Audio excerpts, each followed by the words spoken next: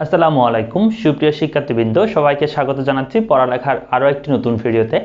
আজকে আমরা এইচএসসি 2021 সালের অ্যাসাইনমেন্ট ফিন্যান্স ব্যাংকিং ও বীমা প্রথম পত্রের প্রথম সপ্তাহের উত্তরপত্র নিয়ে হাজির হয়েছি।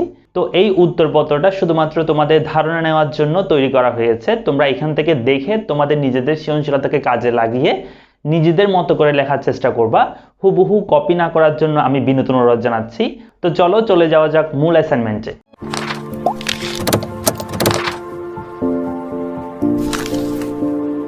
শুরুতেই তোমাদের অ্যাসাইনমেন্টটা আমরা একটু দেখে নিই। আমাদের অ্যাসাইনমেন্টে কি বলা হয়েছে? আমাদেরকে বলা হচ্ছে যে অ্যাসাইনমেন্ট সরকারি অর্থায়ন এবং যৌথ মূলধনী ব্যবসায়ের অর্থায়নের সাদৃশ্য ও বৈসাদৃশ্য নিরূপণ।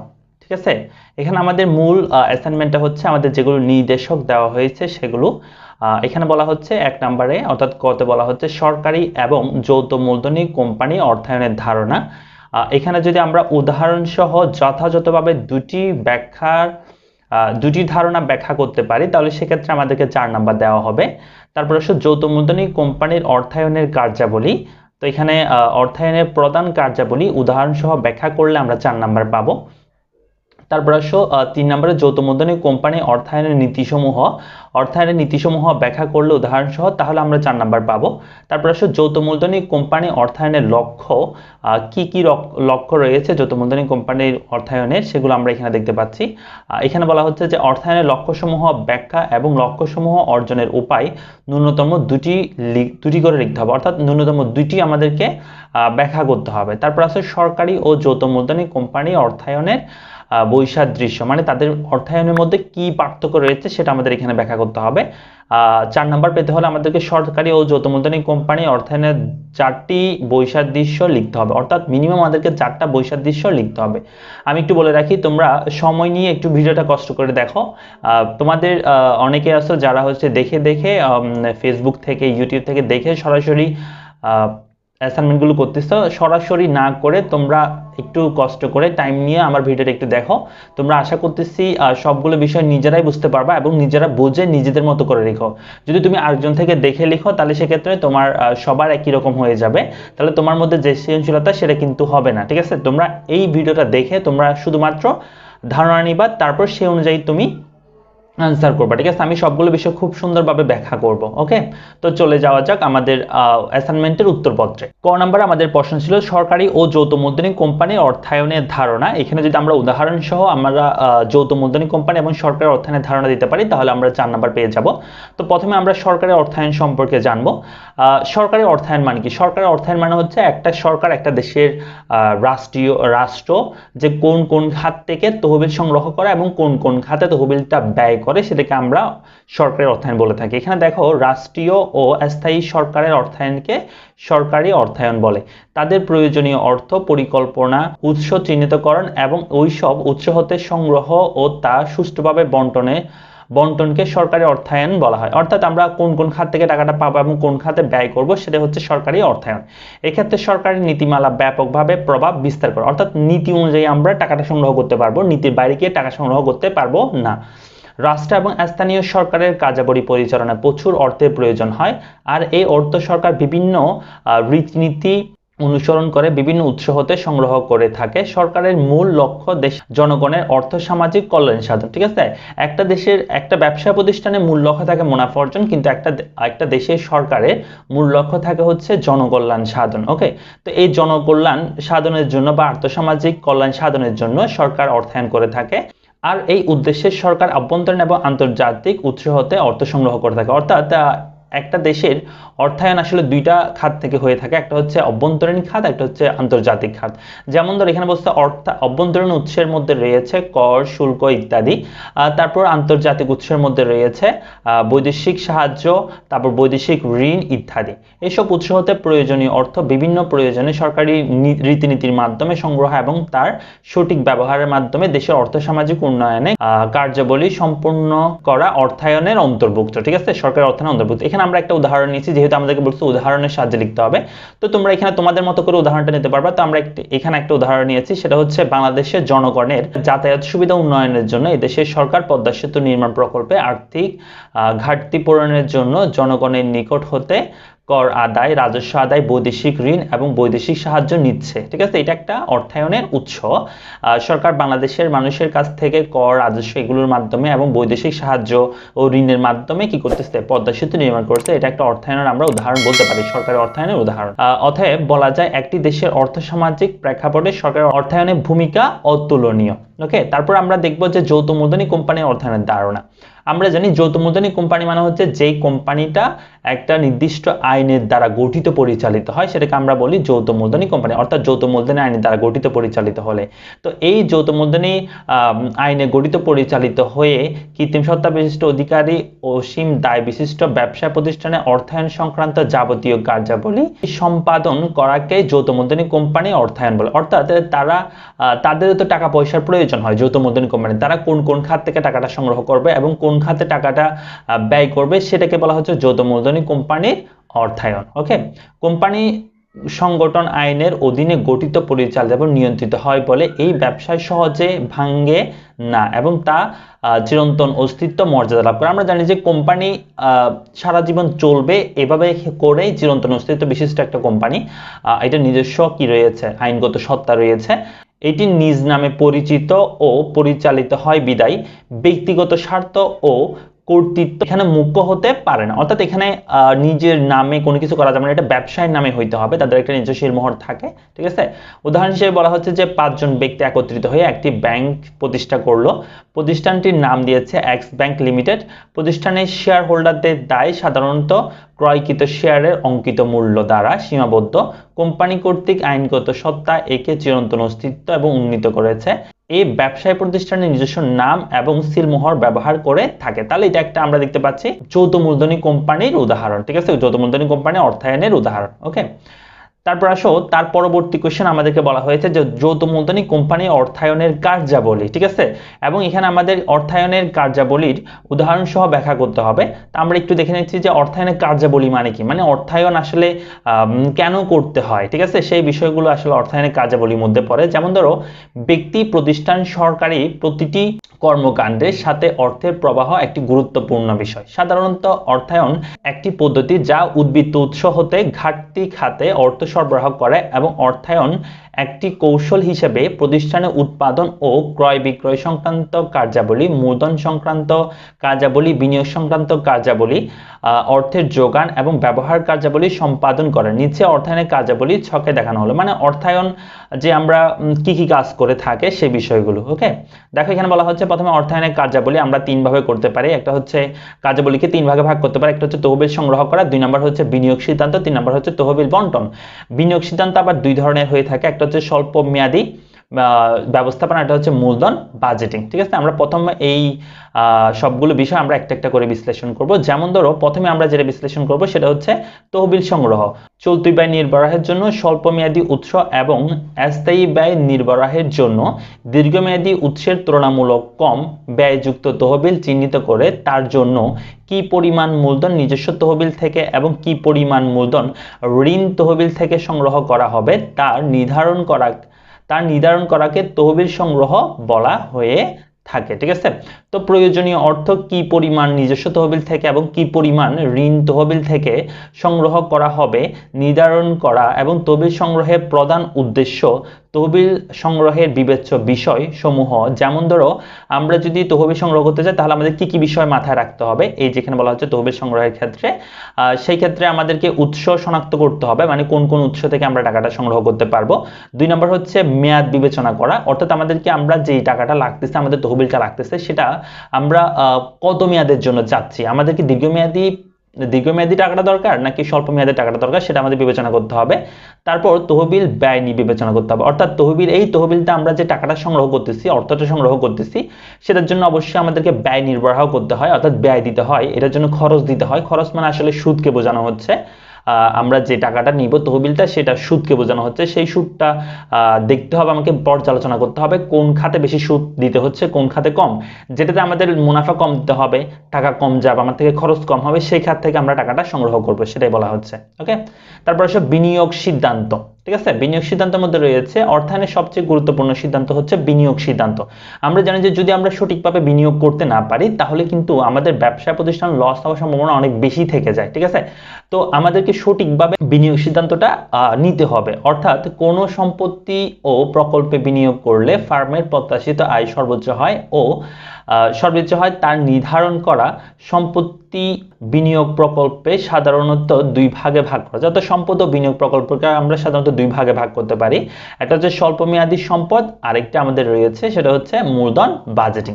প্রথম আমরা স্বল্পমেয়াদী সম্পদ সম্পর্কে বলি। স্বল্পমেয়াদী সম্পদ ব্যবসায় দৈনন্দিন কার্যক্রম পরিচালনার জন্য প্রয়োজনীয় মূলধনকে স্বল্পমেয়াদী সম্পদ এবং স্বল্পমেয়াদী চলতি মূলধন বলা হয়। চলতি মূলধনকে অধিক বিনিয়োগ করলে মুনাফা অর্জন ক্ষমতা কমে যায়। যদি আমরা চলতি মূলধন অধিক বিনিয়োগ করে মুনাফা অর্জন ক্ষমতা কমে যায়। আবার বিনিয়োগ বেশি করলে দেনা পরিশোধে অসুবিধা বা দেউলিয়া হওয়ার ঝুঁকি বেড়ে যায়। তাই এই ক্ষেত্রে বিনিয়োগের ক্ষেত্রে মুনাফা অর্জন ক্ষমতা ও তারল্য এই দুইয়ের মধ্যে সামঞ্জস্য বিধান করতে হবে, ঠিক আছে। আমাদেরকে অতিরিক্ত যদি আমরা কি করি যে চলতি সম্পদ রেখে দিই তাহলে আমরা মুনাফা কম করতে পারবো, বিনিয়োগ কম করা যাবে। আবার যদি বিনিয়োগ বেশি করে ফেলি তাহলে তারল্য ঝুঁকি হইতে পারে, ঠিক আছে, ব্যবসায় দেউলিয়াও হইতে পারে। এই জন্য আমরা কি করবো, দুইটাকে আমাদের ব্যালেন্স করতে হবে, সামঞ্জস্যতা আনতে হবে, ঠিক আছে। তারপর আসলে মূলধন বাজেটিং। মূলধন বাজেটিং মানে কি? মূলধন বাজেটিং মানে হচ্ছে আমরা যে প্রকল্পগুলোতে বিনিয়োগ করব সেই প্রকল্পগুলোর আসলে কোনটাতে বিনিয়োগ করলে সবচেয়ে বেশি আমার জন্য মুনাফা অর্জিত হবে বা সবচেয়ে বেশি আমার জন্য লাভজনক হবে সেটাই বিবেচনা করাকে বলা হচ্ছে মূলধন বাজেটিং। এখানে বলা হচ্ছে দেখো, একটি ব্যবসা প্রতিষ্ঠানের দীর্ঘমেয়াদী মূলধন বিনিয়োগের সিদ্ধান্ত গ্রহণ প্রক্রিয়াকে মূলধন বাজেটিং বলে। মানে দীর্ঘমেয়াদী বিনিয়োগ সিদ্ধান্ত গ্রহণ করবো আমরা, কোন খাতে বিনিয়োগ করবো সেটা। মূলধন বলতে উৎপাদন কাজে নিয়োজিত সম্পদকে বোঝায়। আর নতুন স্থায়ী সম্পত্তিতে বিনিয়োগ বর্তমান স্থায়ী সম্পত্তি, পুনঃস্থাপন, সম্পত্তি সম্প্রসারণ এবং আধুনিকীকরণকে মূলধন বাজেটিং বলা হয়, ঠিক আছে। মূলধন বাজেটিং এর বিভিন্ন পদ্ধতি গুলো হলো, মানে আমরা কয়টা পদ্ধতি মূলধন বাজেটিং এর ক্ষেত্রে ব্যবহার করতে পারি। যেমন ধরো এখানে আছে গড় আয়ের হার পদ্ধতি, বিনিয়োগ পরিশোধ কাল যেটাকে আমরা বলি প্যাব্যাক পিরিয়ড পদ্ধতি, তারপর হচ্ছে নিট বর্তমান মূল্য পদ্ধতি, আন্ত আয় হার, মুনাফা অর্জন সূচক, ঠিক আছে। এগুলো সবগুলো আমরা ব্যবহার করতে পারি মূলধন বাজেটিং এর ক্ষেত্রে, ঠিক আছে। তারপর আসো তহবিল বন্টন। তহবিল বন্টন বলতে আসলে আমরা যে ব্যবসাটা পরিচালনা করব, মূলধনটা আমরা খাটাবো, সেটা থেকে যে আয়টা হবে সেটা আমরা কেমনে বন্টন করব, কোন খাতে বন্টন করব সেটাই, ঠিক আছে। এখানে বলা হচ্ছে তহবিল বন্টন বলতে অর্জিত মুনাফা হতে শেয়ার মালিকদের লভ্যাংশ, ঋণ দাতাদের সুদ ও সরকারকে কর প্রদানকে বোঝায়।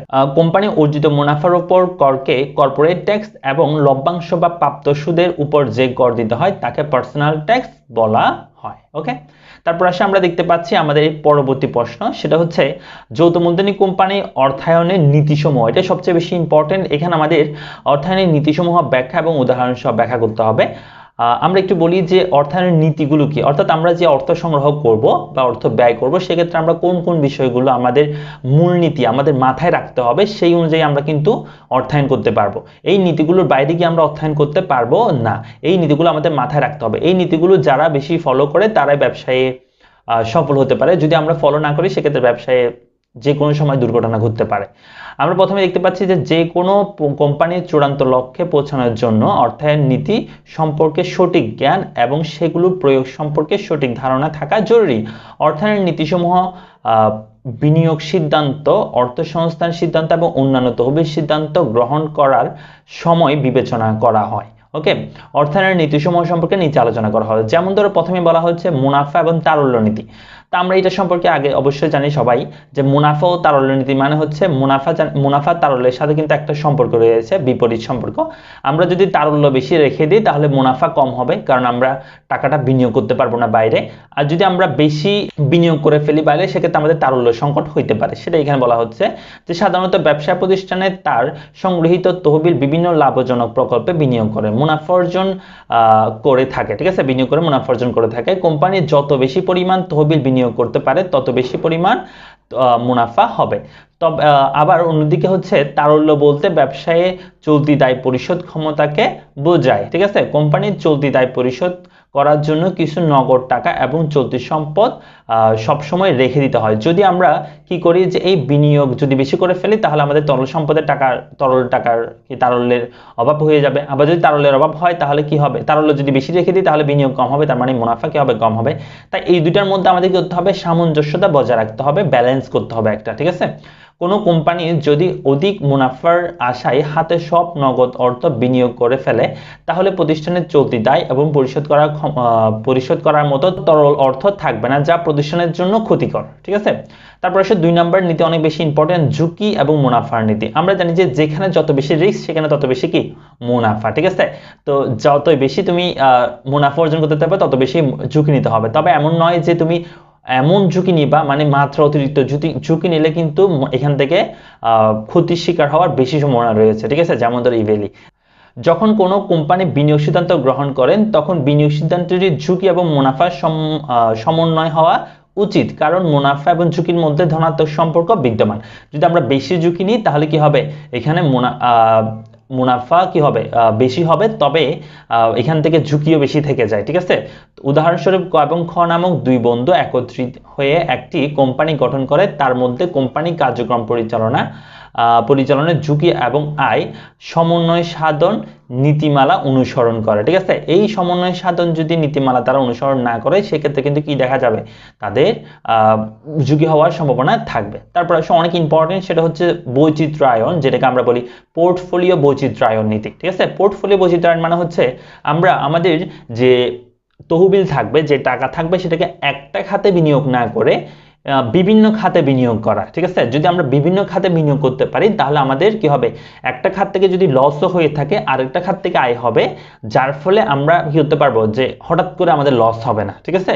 আমরা ব্যালেন্স করতে পারবো, কোন একটা খাতে লস হলে আরেকটা খাতে লাভ হবে, সেই দুইটা দিয়ে মিলে আমি কোনো রকম টিকে থাকতে পারবো।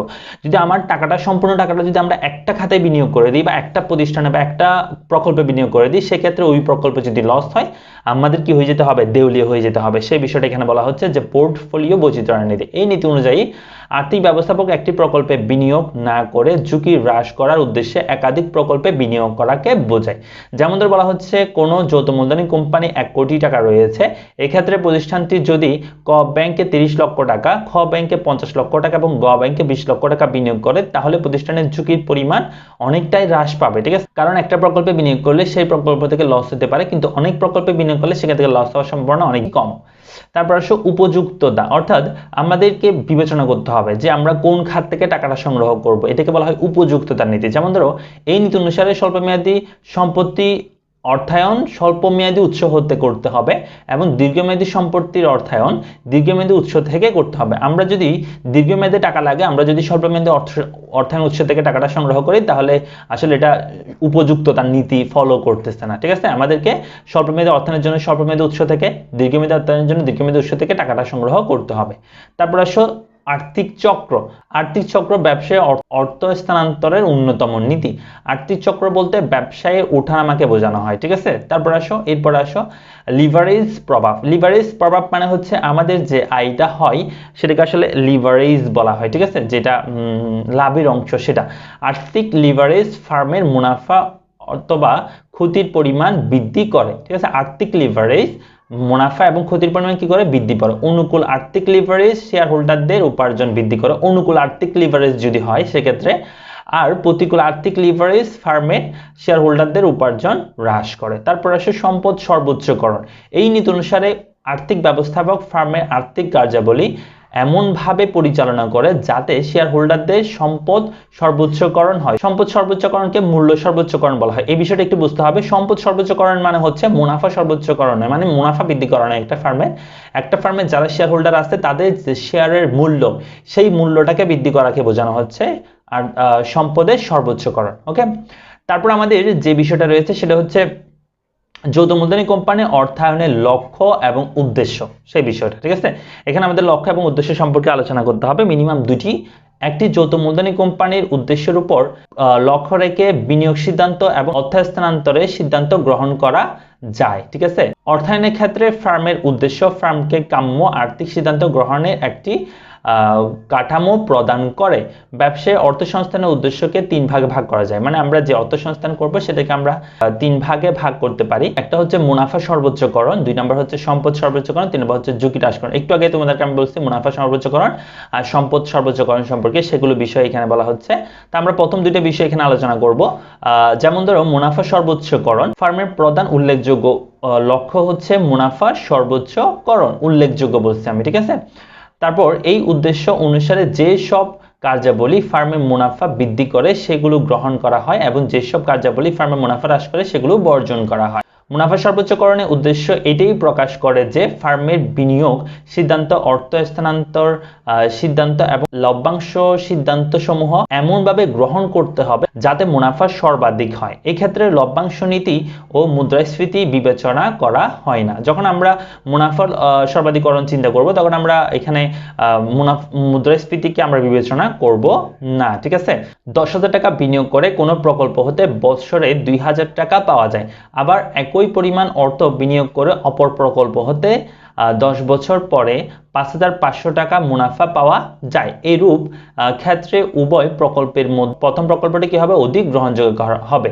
কারণ এখান থেকে আমরা কি পাবো, প্রতি বছরে কি পাবো, 2,000 টাকা করে পাবো। এটা হচ্ছে 10 বছর পরে 5,500 টাকা পাবো। তার মানে অবশ্যই প্রথমটা কি আমাদের জন্য বেশি গ্রহণযোগ্য, ঠিক আছে। এটা বেশি আমাদের মুনাফা হবে। সম্পদ সর্বাধিকরণ মানে হচ্ছে কি বলছিলাম, যে শেয়ার হোল্ডারদের সম্পদকে সর্বাধিকরণ। একটি কোম্পানির দ্বিতীয় উল্লেখযোগ্য উদ্দেশ্য হচ্ছে শেয়ার হোল্ডারদের সম্পদ সর্বোচ্চকরণ। সম্পদ সর্বোচ্চকরণ বলতে নিট বর্তমান মূল্য সর্বোচ্চকরণকে বোঝায়। এটিকে একটি সুষ্ঠু এবং যুক্তিসঙ্গত উদ্দেশ্য হিসেবে বিবেচনা করা হয় এবং এটি ফার্মের উদ্দেশ্য হিসেবে সার্বজনীনভাবে সংগৃহীত হয়েছে। মানে এটা একটি ফার্মের উদ্দেশ্য হিসেবে সার্বজনীনভাবে সংগৃহীত হয়েছে। একটি বিনিয়োগ প্রকল্প হতে যে পরিমাণ বর্তমান মূল্য পাওয়া যায় তার সাথে প্রকল্পের ব্যয় পার্থক্য হলো নিট বর্তমান মূল্য, ঠিক আছে। কোনো বিনিয়োগ প্রকল্পের নিট বর্তমান মূল্য ধনাত্মক হলে তা গ্রহণ করা উচিত, অর্থাৎ নিট বর্তমান মূল্য যদি আমাদের ধনাত্মক হয় সেটা আমাদের গ্রহণ করতে হবে। এক্ষেত্রে লভ্যাংশ নীতি এবং মুদ্রাস্ফীতি বিবেচনা করা হয়। সুতরাং মুনাফা সর্বোচ্চকরণ একটি বিকল্প উদ্দেশ্য হিসেবে শেয়ার হোল্ডারদের সম্পদ সর্বোচ্চকরণ উদ্দেশ্যটি অধিকতর শ্রেয় বলে বিবেচনা করা হয়। মানে মুনাফা সর্বোচ্চকরণ চেয়ে মূলধন সর্বোচ্চকরণটা বেশি কি যুক্তিযুক্ত আমাদের জন্য। এখন সর্বশেষ যে পয়েন্ট আমাদের ছিল 5 নম্বরে, যে সরকার ও যৌথ মূলধনী কোম্পানি অর্থায়নের বৈসাদৃশ্য, সেগুলো আমাদের একটু ব্যাখ্যা করতে হবে। আমরা সরকারি অর্থায়ন আর যৌথ মূলধনী কোম্পানি অর্থায়নের যে বৈসাদৃশ্য, যে পার্থক্য রয়েছে সেই পার্থক্যগুলো আমরা একটু লিখব। আমরা এখানে দেখতে পাচ্ছি যে সরকারি অর্থায়ন বলতে সরকার কর্তৃক অর্থ সংগ্রহ, ব্যবহার নিয়ন্ত্রণ, সমন্বয় সাধন সহ যাবতীয় আর্থিক কার্যাবলীকে বোঝায়। যৌথ মূলধনী কোম্পানির অর্থায়ন বলতে কোম্পানির আইনের অধীনে গঠিত পরিচালিত কৃত্রিম ব্যক্তিসত্তার অধিকারী সীমিত দায় বিশিষ্ট ব্যবসায়কে বোঝায়, ঠিক আছে। তা আমরা এই দুইটার মধ্যে যে অর্থায়নের বৈসাদৃশ্য সেগুলো আমরা একটু দেখব। প্রথমে আমরা দেখব যে উদ্দেশ্য, যেমন তাদের উদ্দেশ্যের মধ্যে পার্থক্য রয়েছে। সরকারি অর্থায়নের উদ্দেশ্য হচ্ছে এই সকল প্রতিষ্ঠানের প্রধান উদ্দেশ্য হলো সেবা প্রদান করা সরকারি অর্থায়নের। আর যৌথ মূলধনী কোম্পানি এই সকল প্রতিষ্ঠানের প্রধান উদ্দেশ্য শেয়ার মালিকদের সম্পদ সর্বাধিকরণ, ঠিক আছে, বা মুনাফা সর্বাধিকরণ। তারপর এটা হচ্ছে উৎস আমরা দেখতে পাচ্ছি যে সরকারি অর্থায়ন এই সকল প্রতিষ্ঠানের উৎস হলো শুল্ক, ফি এবং দেশীয় ও বৈদেশিক ঋণ।